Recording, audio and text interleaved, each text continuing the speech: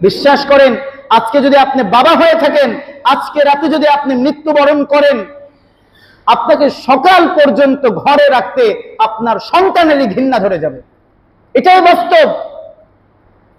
5-6 ঘন্টা হয়ে গেলে এই বাবাকে কখন 3.5 হাত মাটির নিচে ঢুকাতে হবে, এটার জন্য ব্যস্ত হয়ে যায়।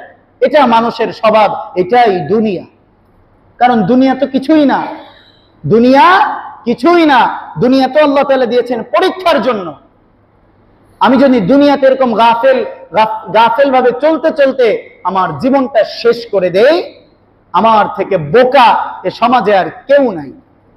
আজকে আমি বাবা হই, এমনকি মুহতারাম হাজিরিন, মা হলেও ইসলামে তো বাবার থেকে 3 গুণ বেশি খেদমতের হক, 3 গুণ বেশি হক দিয়েছে মায়ের।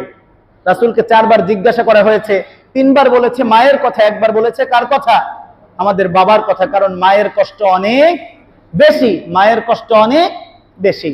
এ কারণে 3 বার হক দিয়েছে মায়ের, 1 বার দিয়েছে বাবার। এই মাও যদি মারা যায়, দেখবেন একদিন অনেক আবেগের সাথে রাখবে, 2 দিন রাখবে, 3 দিন রাখবে, তারপরে বলবে তাড়াতাড়ি কবরে দাও, কবরে দাও। এই তো দুনিয়া ভাই।